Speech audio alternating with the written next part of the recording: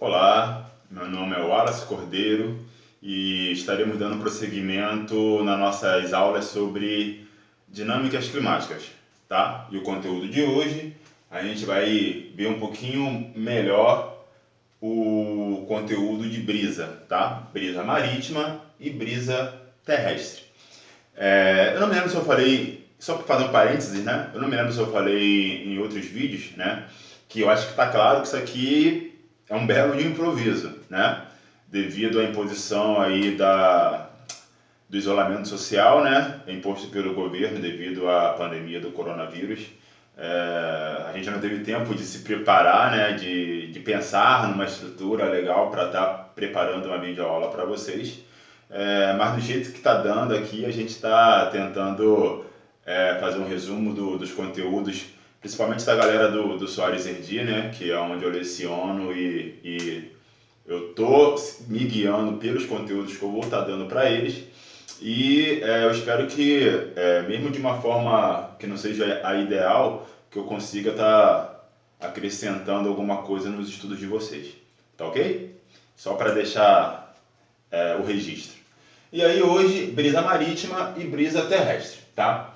Para começar, a gente tem que estar dominando dois elementos climáticos para entender como é que funciona a questão da brisa, tá? Um deles é a pressão atmosférica, tá? E o outro é como ela se relaciona com a temperatura. E aí, só para relembrar, o que é pressão atmosférica? Não é nada mais do que, em resumo, a concentração de ar presente na atmosfera, tá? A gente relacionou pressão atmosférica com altitude. Quando a gente fala que quanto mais próximo ao nível do mar, ou seja, quanto menor a altitude, maior é a pressão atmosférica, maior a quantidade de ar. E quanto maior a altitude, menos ar no ambiente nós temos. A gente chama de ar rarefeito, tá? Sendo que aqui a gente não vai precisar nem relacionar com a altitude, a pressão, e sim com a temperatura, tá bom? E aí vamos pegar a brisa marítima primeiro, tá ok? Eu sempre falo com os meus alunos, né? Eu tento trazer para as minhas aulas a vivência deles, e aí vai ser muito importante a gente estar relacionando a questão da temperatura, como eu falei. Eu sempre falo, quando a gente chega na praia, né? Qual o ambiente que se encontra mais quente? A área da praia, a área continental ou a área do mar? Tá? A gente está aqui de dia, né? Vamos botar aí que seja meio-dia, o sol ali dando moca na cabeça, como diz alguns amigos, né? A incidência de raios solares está sendo igual nos dois ambientes, até porque eles são bem próximos, correto? Para vocês, qual é o ambiente que se encontra mais quente? Tá? Meio-dia, num sol de meio-dia. Tá? E aí sempre quando eu pergunto isso, os alunos eles ficam meio receosos, alguns dão uma travada, né? Alguns se arriscam a falar. E aí eu peço para eles relembrarem, né? Quando eles chegam na praia, quando vocês chegam na praia ali por volta de meio-dia, 1 hora, quando o sol está, né, incidindo mais sobre aquele ambiente. Geralmente o que está mais quente? A areia da praia ou a água da praia, né? Eu acho que não tem nem dúvida, né? Ninguém não tem nem dúvida com relação a isso. A areia da praia está muito mais quente do que a água da praia, correto? E aí que se encontra a seguinte situação. Como aqui nesse ambiente ele se encontra com uma temperatura mais elevada em relação ao mar, o que acontece? Outra situação também que vocês conseguem ter como exemplo a vivência de vocês, né? Geralmente no calor, o que nós fazemos? Né? No calor a gente tende a expandir, né? Assim são as moléculas de ar também. No calor, elas tendem a se separar, devido à temperatura mais alta, a ficarem mais distantes uma da outra.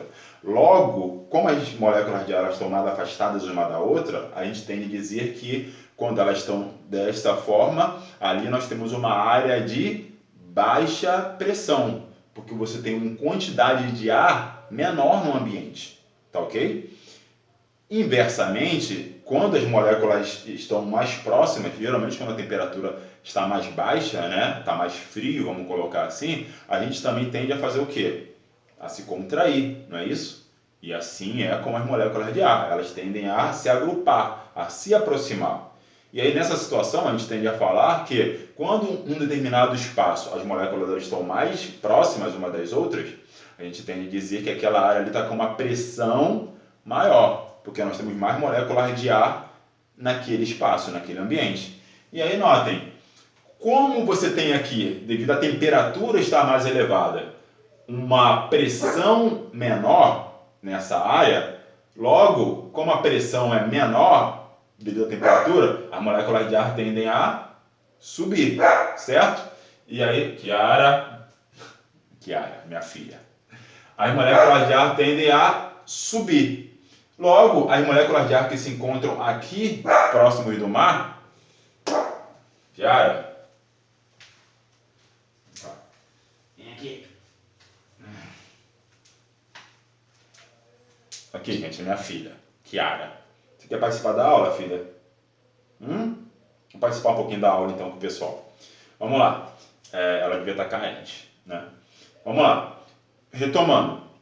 Então, como a molécula aqui, ela se encontra mais espaçada, ou seja, a pressão é menor, ela tende a, devido à temperatura, ela tende a subir e aqui, como está mais frio do que com relação ao continente, aqui no oceano, o que acontece? A pressão é maior.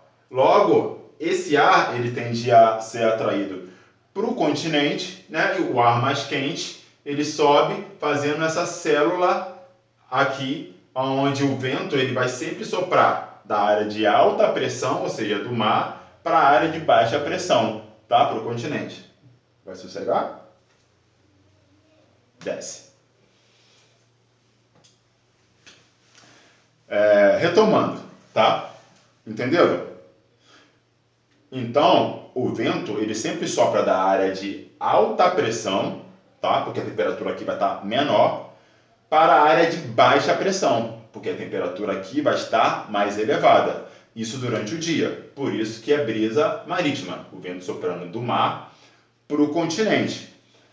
Aqui, tá? A situação ela se inverte. À noite a situação se inverte, tá? O que acontece à noite? Mesma pergunta que eu fiz lá no início da explicação. Temos uma área continental e uma área de mar aqui, uma área oceânica. Qual a área que você vai ter uma temperatura menor? A área do continente ou a área oceânica? A área do mar, tá? A situação se inverte. Eu não falei esse detalhe aqui, tá? Mas eu acho que eu já falei isso lá na nossa aula sobre maritimidade e continentalidade, a questão da água. A água, ela funciona como um regulador térmico. Ela regula a temperatura. Então, dessa forma, como ela é um regulador térmico, ela tende a demorar mais a perder temperatura do que a área continental. Tá bom? E aí, o que acontece à noite? Como a temperatura baixa, vai ficando mais frio, qual área vai ficar mais fria, tá? Mais rápido? É o continente ou é o mar? É o continente, tá? E aí o que acontece à noite?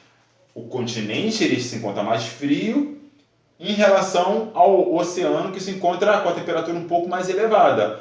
Logo, como aqui no continente está mais frio, a pressão aqui ela vai ser maior, porque as moléculas de ar elas vão estar mais juntas, porque a temperatura está mais baixa. E aqui no oceano, como a temperatura está mais elevada, as moléculas de ar estão mais espaçadas, mais distribuídas. Logo, a pressão aqui vai ser menor, tá? Porque vai ter menos ar aqui. E aí aquela situação que a gente falou, o vento ele vai sempre soprar da área de alta pressão, tá? Devido à temperatura aqui ser mais baixa, de alta pressão, para a área de baixa pressão, onde a temperatura aqui é mais elevada. E aí esse ar vai subir, o ar aqui que está mais frio, ou seja, a pressão maior, vai entrar no seu lugar e aí você gera novamente essa pequena corrente aqui, onde o vento ele vai soprar agora do continente para o oceano, brisa terrestre, tá ok? Então a situação aqui que vai prevalecer sobre a brisa marítima e a brisa terrestre é basicamente a diferença de temperatura que vai gerar também a questão da pressão nos ambientes de dia e à noite, tá ok? Então é isso basicamente, tá, gente? Qualquer dúvida que vocês tiverem, qualquer pergunta que vocês queiram fazer, vocês podem tirar aí, postar aí nos comentários que, na medida do possível, eu vou tentar tirar para vocês, tá ok? Valeu, um abraço.